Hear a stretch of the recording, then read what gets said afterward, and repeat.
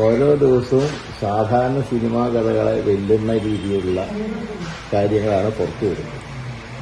ഇത് 4.5 വർഷം സർക്കാർ ഇത് പൂഴ്ത്തിവെച്ചത് കുറെ ആളുകളെ രക്ഷിക്കാൻ വേണ്ടിയാണ് ഇതിപ്പോൾ വെക്കുന്നത്. ഇപ്പോഴും മനസ്സോടുകൂടിയിട്ടാണ് ഈ ടീമിനെ നിയോഗിച്ചത്.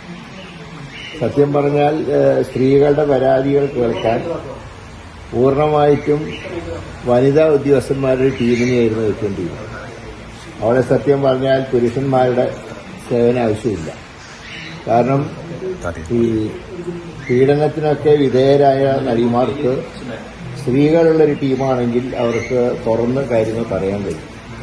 പക്ഷേ ഇതൊരു എല്ലാം ഒരു കലർന്നൊരു സംഘത്തിനെ വെച്ചതുകൊണ്ട് അത് തന്നെ വെച്ച രീതി തന്നെ ശരിയായില്ല. രണ്ടാമത് കൂടുതൽ വെളിപ്പെടുത്തൽ വരുമ്പോൾ എന്ത് ആക്ഷൻ എടുക്കുന്നു എന്നുള്ളതാണ് പ്രധാനപ്പെട്ടൊരു കാര്യം. ഇപ്പോൾ ജനപ്രതിനിധികളെ പോലും ഒരു ജനങ്ങൾ തെരഞ്ഞെടുത്തിട്ടാണ് ജനപ്രതിനിധികളായതെങ്കിലും അവരുടെ ഒരു റെക്കോർഡെന്ന് പറയുന്നത് സിനിമയാണ്.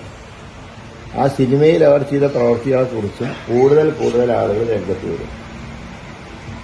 ഇങ്ങനെയൊക്കെ സാഹചര്യത്തിൽ സർക്കാർ അടിയന്തരമായി ചെയ്യേണ്ടത് ഈ റിപ്പോർട്ടിന്റെ അടിസ്ഥാനത്തിലുള്ള നടപടികൾ സ്വീകരിക്കാനുള്ള ആരെല്ലാം ഈ കമ്മീഷനിൽ മൊഴി കൊടുത്തിട്ടുണ്ടോ ആ മൊഴിയുടെ അടിസ്ഥാനത്തിൽ സർക്കാർ നടപടികൾ സ്വീകരിക്കും. അല്ലാതെ നേരിട്ട് വന്ന് പറഞ്ഞാൽ മാത്രമേ പരാതി സ്വീകരിക്കൂ എന്നുള്ള രീതി ശരിയല്ല. നേരിട്ട് കൊടുത്തിട്ടുള്ള പരാതി സ്വീകരിക്കാതിരിക്കാൻ നിർത്തിയില്ല. പക്ഷെ അതുകൊണ്ട് പോരാ.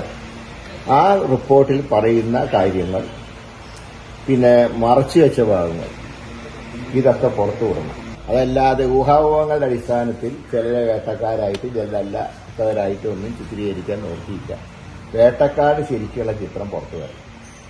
2, ഇനി സിനിമയിൽ സ്ത്രീകൾക്ക് സുരക്ഷിതത്വം ഉറപ്പുവരുത്താനുള്ള സമഗ്രമായിട്ടുള്ള നിയമനിർമ്മാണം സർക്കാർ വേണം. ഈ കോൺക്ലേവ് ഉപേക്ഷിക്കണം. അത് വേട്ടക്കാരെയും ഇരകളെയും ഒരുമിച്ചിരുത്തിക്കൊണ്ടുള്ള ഒരു ചർച്ച, അത് വെറും ആളുകളുടെ കണ്ണിൽ പൊടിയിടാനാണ്. ആ കോൺക്ലേവ് റദ്ദാക്കി സമഗ്രമായിട്ടുള്ള നിയമനിർമ്മാണം നടത്തും. അതുപോലെ തന്നെ ഈ ആരോപണ വിധേയരായവർക്കെതിരെ ശക്തമായിട്ടുള്ള നടപടി സ്വീകരിക്കും. MLA കൂടിയായിട്ടുള്ള മുകേഷിനെതിരായിട്ട് ഒരുപാട് നടിമാർ, ഇന്നും ഒരു നടിയുടെ സ്റ്റേറ്റ്മെന്റ് ഉണ്ട്. വളരെ മോശപ്പെട്ട രീതിയിലാണ് റിപ്പോർട്ടുകൾ പുറത്തു വരുന്നത്. നടിമാരെ മാത്രമല്ല അവരുടെ വീട്ടുകാരെയും ശല്യം ചെയ്യുന്ന രീതിയിൽ അതൊരു ജനപ്രതിനിധിക്കെതിരായിട്ടൊക്കെ വരുമ്പോൾ ഒരു മോശം ചിത്രമാണ്.